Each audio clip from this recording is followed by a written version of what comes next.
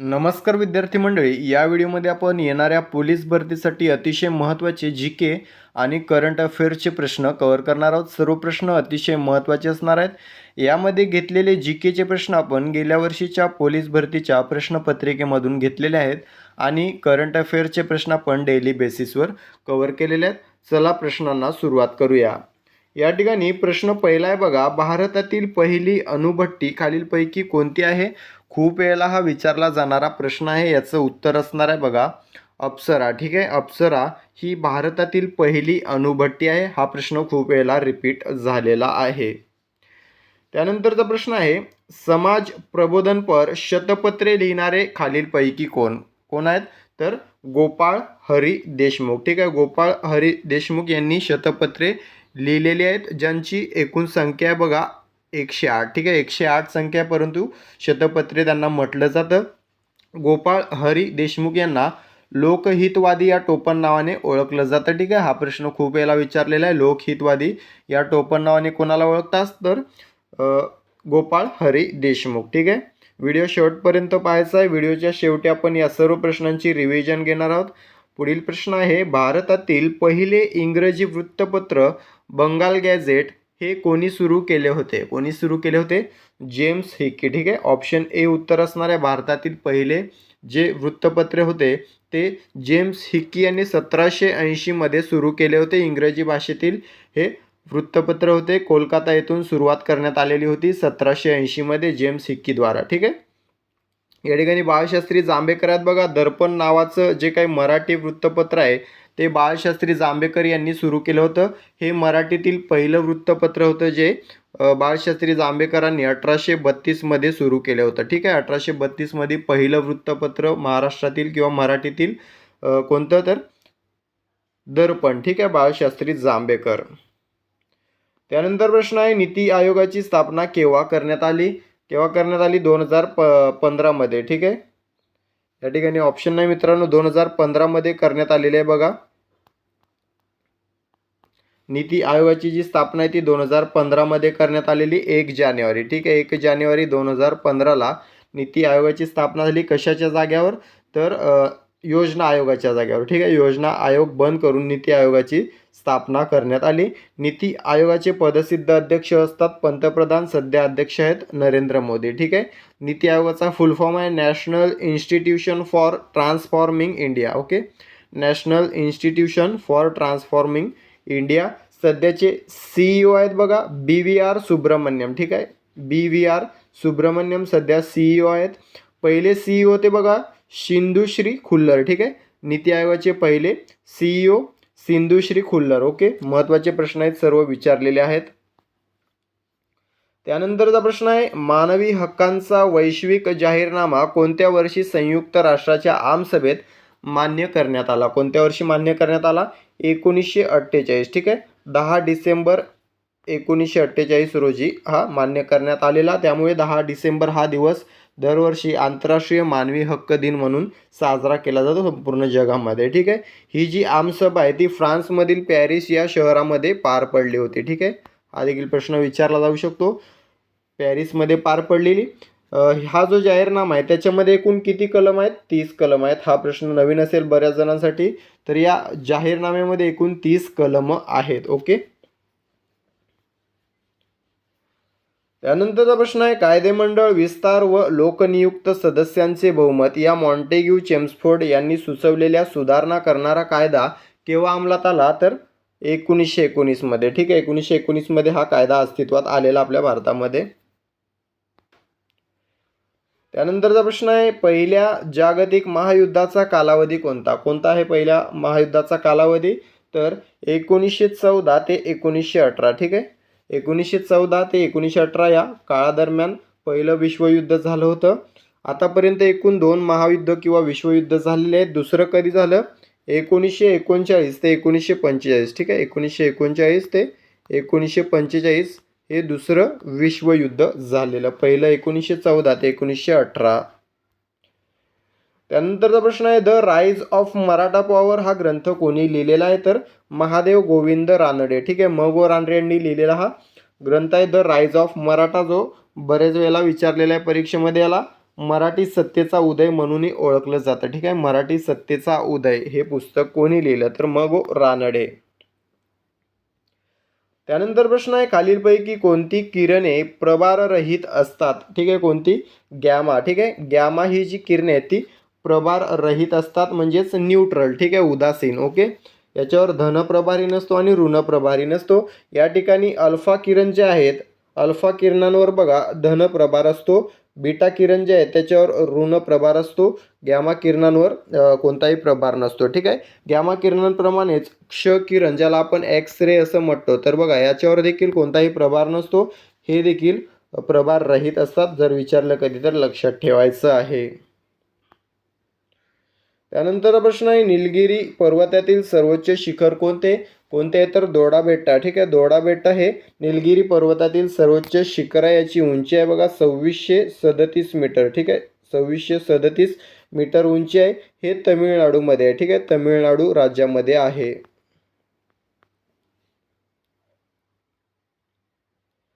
त्यानंतरचा प्रश्न आहे, सौर ऊर्जेवर चालणारे भारतातील पहिले विमानतळ कोणते? कोणते? कोचीन. ठीक आहे, केरळमधील कोचीन हे सौर ऊर्जेवर चालणारे भारतातील पहिले विमानतळ आहे. त्यानंतर प्रश्न आहे, सायमन कमिशन भारतात आले तेव्हा भारताचे व्हॉइसरॉय कोण होते? कोण होते? Lord Irwin. ठीक आहे, लॉर्ड आयर्विन हे व्हॉइसरॉय होते जेव्हा सायमन कमिशन भारतामध्ये आले. आता कधी आले होते? 1928 मध्ये. हा देखील प्रश्न विचारलेला आहे. 1928 मध्ये सायमन कमिशन भारतामध्ये आलं होतं, ज्याचं अध्यक्ष होते जॉन सायमन. ठीक आहे, जॉन सायमन हे अध्यक्ष होते आणि त्यांच्या नेतृत्वात एक ब्रिटिशांचा समूह होता, जो भारतामध्ये 1919च्या मॉन्टेग्यू चेम्सफोर्ड मॉन्टेग्यू चेम्सफोर्डने सुचवलेला जो काही सुधारणा कायदा होता त्याची समीक्षा करण्यासाठी आला होता हा समूह भारतामध्ये. ठीक आहे, ब्रिटिशांचा.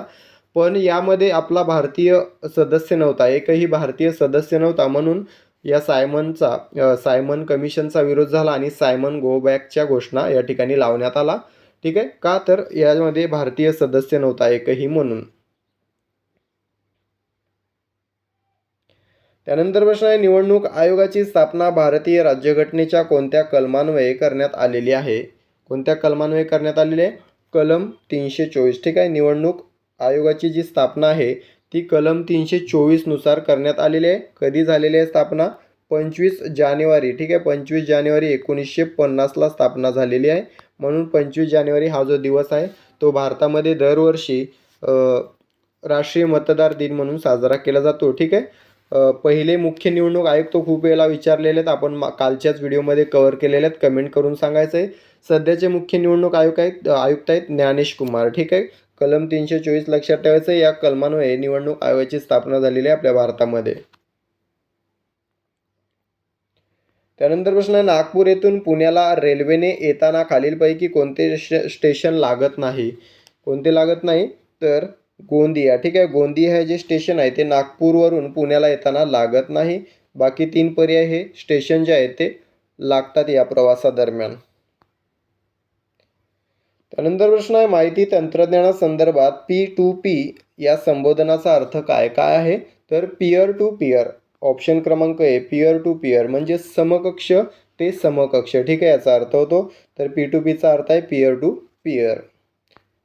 सर्व प्रश्न मित्रांनो गेल्या वर्षी विचारलेले आहेत जीकेचे. नाथुला ही खिंड कोणत्या राज्यामध्ये आहे?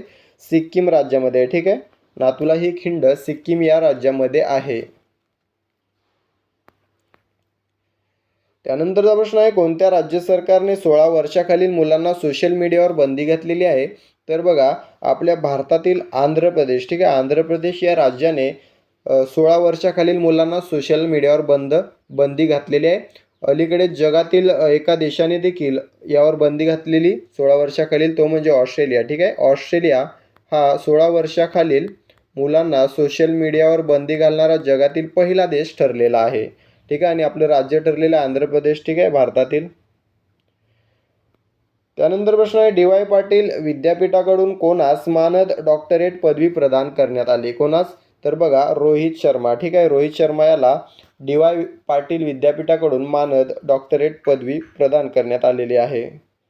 त्यानंतर प्रश्न आहे, जागतिक आरोग्य संघटना म्हणजेच WHO मधून कोणता देश बाहेर पडलेला आहे? तर अमेरिका. ठीक आहे, अमेरिका हा डोनाल्ड ट्रम्प तात्या येडा झालेला आहे, त्याच्यामुळे जागतिक आरोग्य संघटनेतून त्याने माघार घेतलेली किंवा बाहेर पडलेला आहे. ठीक आहे. तर WHO वर्ल्ड हेल्थ ऑर्गनायझेशन असा त्याचा फुल फॉर्म आहे. 7 एप्रिल 1948. ठीक आहे. 7 एप्रिल 1948ला WHO ची स्थापना झाली होती. 7 एप्रिल हा दिवस जो आहे तो जागतिक आरोग्य दिन म्हणून साजरा केला जातो. याच कारणामुळे सध्या अध्यक्ष कोण आहेत WHOचेच कमेंट करून सांगायचं आहे. त्यानंतर प्रश्न आहे, पुणे ग्रँड टूर 2026चा विजेता खालीलपैकी कोण ठरलेला आहे? कोण ठरलेला आहे? ल्यूक मडगवे. ठीक आहे. ल्यूक मडगवे हा पुणे ग्रँड टूर 2026चा विजेता ठरलेला आहे. जर संघ विचारला तर लिनिंग स्टार. ठीक आहे. चीनचा हा संघ आहे, लिनिंग स्टार उत्तर द्यायचं आहे. ओके. त्यानंतर प्रश्न आहे, 2027मध्ये होणाऱ्या जनगणनेसाठी किती प्रश्नांची यादी अधिसूचित केलेली आहे? किती प्रश्नांची आहे? तर 33. ठीक आहे. 33 प्रश्नांची यादी जी आहे ती अधिसूचित केलेली आहे 2027मध्ये होणाऱ्या जनगणनेसाठी. ही जी जनगणना असणार आहे ती 16व्या क्रमांकाची जनगणना असणार आहे. 15वी जनगणना 2011मध्ये पार पडली होती. पहिली जनगणना 1872मध्ये लॉर्ड मेयोच्या काळामध्ये पार पडली होती. येणारी जनगणना ही 16वी असणार आहे. ठीक आहे. त्यानंतर प्रश्न आहे, सुभाषचंद्र बोस आपत्ती व्यवस्थापन पुरस्कार कोणास प्रदान करण्यात आला? कोणास प्रदान करण्यात आला? Lieutenant colonel Sita Shelke. ठीक आहे. लेफ्टनंट कर्नल सीता शेळके यांना सुभाषचंद्र बोस आपत्ती व्यवस्थापन पुरस्कार प्रदान करण्यात आलेला आहे. त्यानंतर प्रश्न आहे, 81 वन्यजीव प्रजातीसह एक नवीन जैविक पार्क कोठे विकसित केले जाणार आहे? तर राजस्थानमधील अलवर या ठिकाणी. ठीक आहे. अलवर या ठिकाणी राजस्थानमध्ये 81 वन्यजीव प्रजातींसह एक नवीन जैविक पार्क विकसित केले जाणार आहे. राजस्थानचे मुख्यमंत्री कमेंट करून सांगायचे. त्यानंतर प्रश्न आहे, राष्ट्रीय बालिका दिवस कोणत्या दिवशी साजरा करण्यात आला? कोणत्या दिवशी? 24 जानेवारी. ठीक आहे. 24 जानेवारीला दरवर्षी राष्ट्रीय बालिका दिवस साजरा करण्यात येतो. यावर्षीची थीम होती बघा, भविष्य की बेटियां डिजिटल और सशक्त. ठीक आहे. भविष्यातील मुली डिजिटल आणि सशक्त अशा प्रकारची थीम होती यावर्षीच्या राष्ट्रीय बालिका दिनाची. ठीक आहे. अशा प्रकारे आपण 24 प्रश्न व सोबत महत्त्वाचे फॅक्ट या ठिकाणी कव्हर केलेले आहेत. या सर्व प्रश्नांची रिव्हिजन घेऊया. ही रिव्हिजन म्हणजे तुमची या व्हिडिओवरील किंवा प्रश्नांवरील परीक्षा असणार आहे, जी पूर्ण करून तुम्हाला किती गुण मिळाले ते कमेंट करून सांगायचं आहे. चला तर रिव्हिजन सुरू करूया. प्रश्न आहे बघा, भारतातील पहिली अणुभट्टी खालीलपैकी कोणती आहे? योग्य उत्तर ऑप्शन क्रमांक डी अप्सरा.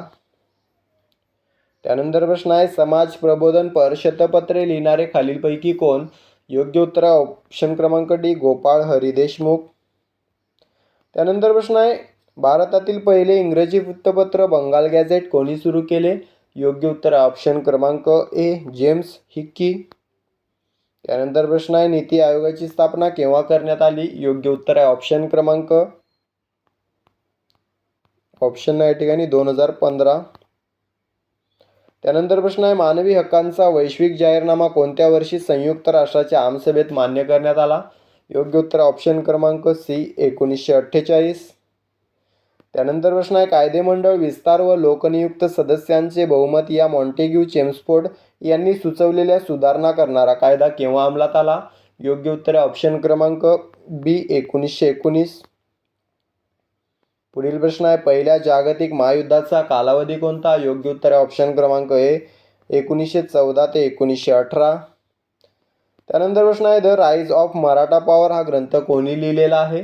योग्य उत्तर ऑप्शन क्रमांक डी म गो रानडे. त्यानंतर प्रश्न आहे, खालीलपैकी कोणती किरणे प्रभाररहित असतात? योग्य उत्तर ऑप्शन क्रमांक बी गॅमा किरणे. त्यानंतर प्रश्न आहे, निलगिरी पर्वतातील सर्वोच्च शिखर कोणते? योग्य उत्तर असणार आहे ऑप्शन क्रमांक सी दोरडा बेट्टा. त्यानंतर प्रश्न आहे, सौर ऊर्जेवर चालणारे भारतातील पहिले विमानतळ कोणते? योग्य उत्तर ऑप्शन क्रमांक बी कोचीन केरळ. त्यानंतर प्रश्न आहे, सायमन कमिशन भारतात आले तेव्हा भारताचे व्हाईसरॉय कोण होते? योग्य उत्तर ऑप्शन क्रमांक ए लॉर्ड आयर्विन. त्यानंतरचा प्रश्न, निवडणूक आयोगाची स्थापना भारतीय राज्यघटनेच्या कोणत्या कलमान्वये करण्यात आलेली आहे? योग्य उत्तर ऑप्शन क्रमांक सी कलम 324. पुढील प्रश्न, नागपूर येथून पुण्याला रेल्वेने येताना खालीलपैकी कोणते स्टेशन लागत नाही? योग्य उत्तर ऑप्शन क्रमांक डी गोंदिया.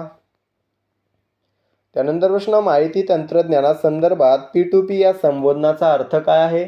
योग्य उत्तर ऑप्शन क्रमांक आहे पीअर टू पीअर. पुढील प्रश्न, नाथुला ही खिंड कोणत्या राज्यामध्ये आहे? योग्य उत्तर आहे ऑप्शन क्रमांक सी, सिक्कीम. त्यानंतर प्रश्न आहे, कोणत्या राज्य सरकारने 16 वर्षाखालील मुलांना सोशल मीडियावर बंदी घातलेली आहे? योग्य उत्तर आहे ऑप्शन क्रमांक डी, आंध्र प्रदेश. त्यानंतरचा प्रश्न आहे, DY पाटील विद्यापीठाकडून कोणास मानद डॉक्टरेट पदवी प्रदान करण्यात आलेली आहे? योग्य उत्तर ऑप्शन क्रमांक बी, रोहित शर्मा. त्यानंतर प्रश्न आहे, जागतिक आरोग्य संघटना म्हणजेच WHO मधून कोणता देश बाहेर पडलेला आहे? योग्य उत्तर ऑप्शन क्रमांक सी, अमेरिका. त्यानंतर प्रश्न आहे, पुणे ग्रँड टूर 2026चा विजेता खालीलपैकी कोण ठरला आहे? योग्य उत्तर आहे ऑप्शन क्रमांक सी, ल्यूक मडगवे. त्यानंतर प्रश्न आहे, 2027मध्ये होणाऱ्या जनगणनेसाठी किती प्रश्नांची यादी अधिसूचित केलेली आहे? योग्य उत्तर ऑप्शन क्रमांक डी, 33. त्यानंतर प्रश्न आहे, सुभाषचंद्र बोस आपत्ती व्यवस्थापन पुरस्कार कोणास प्रदान करण्यात आला? योग्य उत्तर ऑप्शन क्रमांक बी, लेफ्टनंट कर्नल सीता शेळके. त्यानंतर प्रश्न आहे, 81 वन्यजीव प्रजातींसह एक नवीन जैविक पार्क कोठे विकसित केले जाणार आहे? योग्य उत्तर ऑप्शन क्रमांक बी, राजस्थान. शेवटचा प्रश्न आहे, राष्ट्रीय बालिका दिवस कोणत्या दिवशी साजरा करण्यात आलेला आहे? योग्य उत्तर ऑप्शन क्रमांक सी, 24 जानेवारी. अशा प्रकारे आपण 24 प्रश्नांची रिव्हिजन देखील या ठिकाणी कव्हर केलेली आहे. रिव्हिजनमध्ये किती प्रश्नांची उत्तरं तुम्हाला योग्य द्यायला जमलेली आहेत किंवा किती प्रश्नांची चुकलेली आहेत कमेंट करून सांगायचं आहे. व्हिडिओ आवडला असेल तर व्हिडिओला फक्त एक लाईक आणि एक शेअर करायचं आहे. चॅनलला सबस्क्राईब करून घ्यायचं आहे जेणेकरून आपले दररोजचे व्हिडिओ तुम्हाला पाहायला मिळतील. आपण जी सिरीज कव्हर करत आहोत त्या सिरीजपैकी बरेच प्रश्न तुम्हाला जसेच्या तसे परीक्षेत पाहायला मिळतील. भेटूया पुढील भागामध्ये. तुर्तास थांबतो. धन्यवाद.